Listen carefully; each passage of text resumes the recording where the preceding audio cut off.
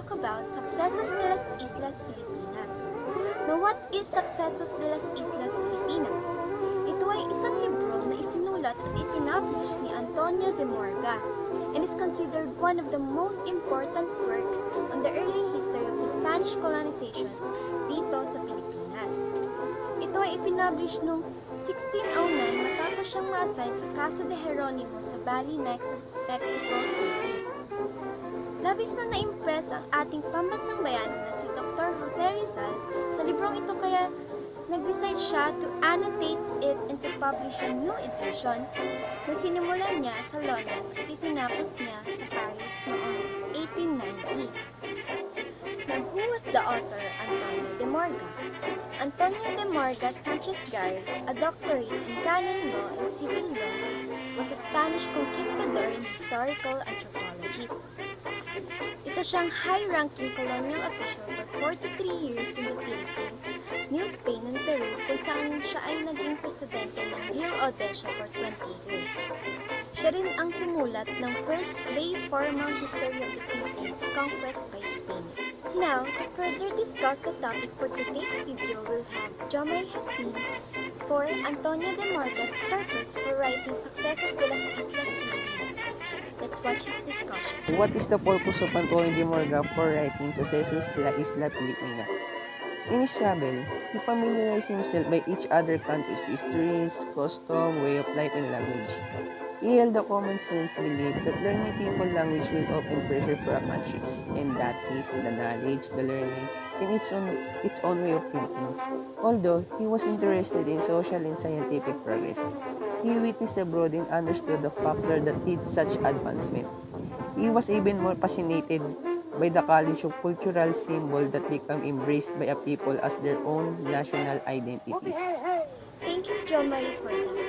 Ang susunod na topic ay i-discuss ni Joyce Direct at ito ay What leads Rizal to Sucesos de las Islas Filipinas?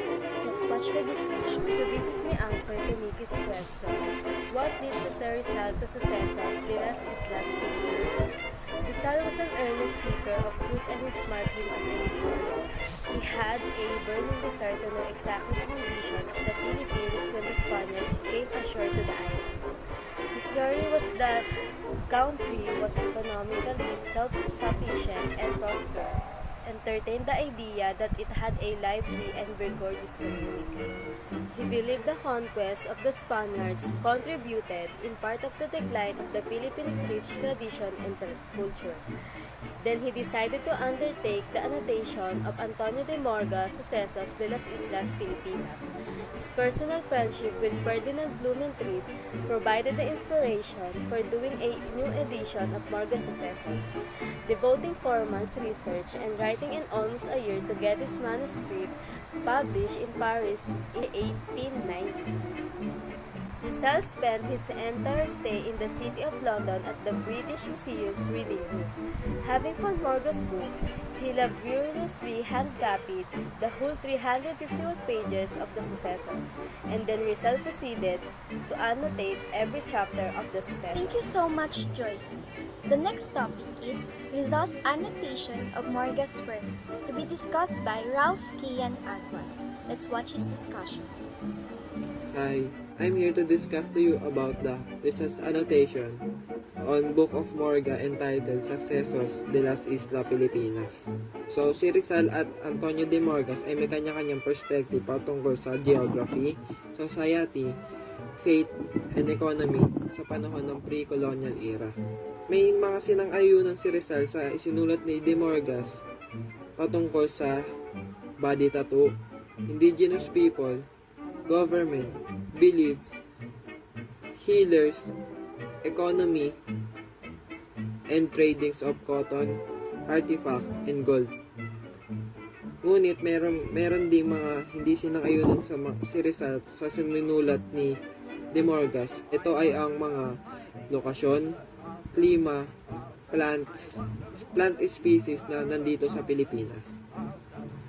Rizal's annotation on Morga's Sucesos de las Islas Filipinas clarifies the image of our native Filipinos in the advent of colonization era.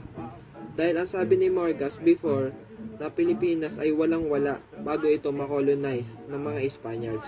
Pero ang sabi ni Rizal, native Filipinos have a perfect geography, stable economy, strong faith, and organized society na kahit hindi ito masakop o makolonize ng mga Spaniards ay maaaring maging successful ang mga native Filipinos. Ayun lang. Salamat. Salamat, Kian, for that. Susunod na topic ay, what was Rizal's purpose for annotating Antonio Morga's work? Let's watch Mary Joy Cayas for this discussion.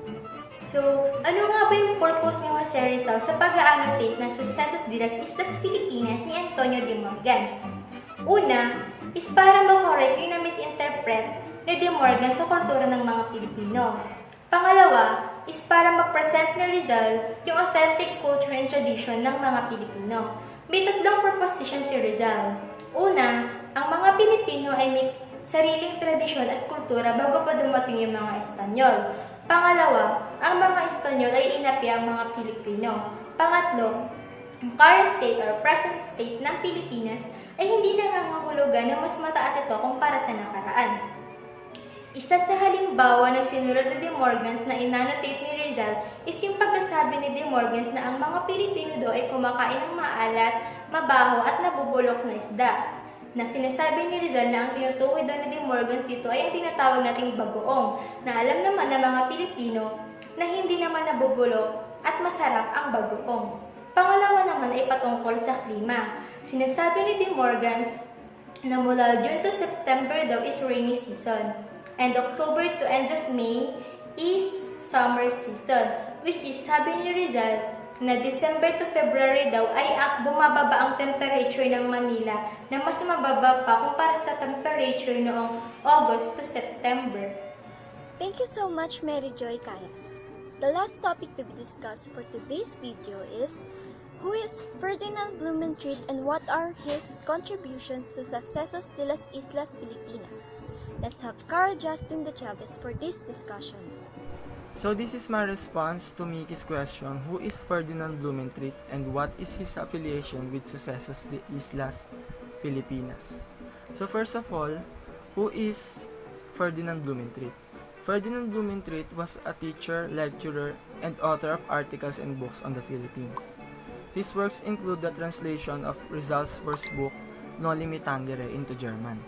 He is well known amongst Filipinos for his close relationship with Jose Rizal. So what is his affiliation with the Sucesos? Ferdinand Blumentritt also wrote a preface emphasizing some salient points. He said that the Spaniards have to correct their erroneous conception of the Filipinos as children of limited intelligence. He also said that there existed three kinds of Spanish delusions about the Philippines. The first is Filipinos were an inferior race. The second was Filipinos were not ready for parliamentary representation and other reforms. The third is denial of equal rights can be compensated by strict dispensation of justice.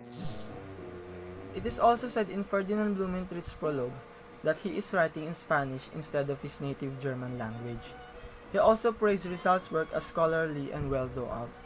He noted that Morga's Sucesos was so rare that the very few libraries that have it guard with the same solicitude as if it were the treasure of the Insas. He criticized Rizal's annotations on two counts. The first is, he first observed that Rizal had committed the mistake of many modern historians who judged events in the past in the context of contemporaries' ideas and mores. He also perceived as the overreach of Rizal's denunciations of Catholicism, that Rizal should confine his critique to the religious orders in the Philippines who spared no effort to suppress calls for reform. Thank you so much, Carl Justin, for that. Bago matapos ang video na to, we would like to thank our sponsor, Mr. Benito Villarreal. Maraming salamat sir for everyone who helped make this video. Thank you so much. And that's it for today's video, guys. For more videos like this, make sure to leave a comment down below and please subscribe to my channel and give it a thumbs up. Thank you and keep safe everyone. Bye!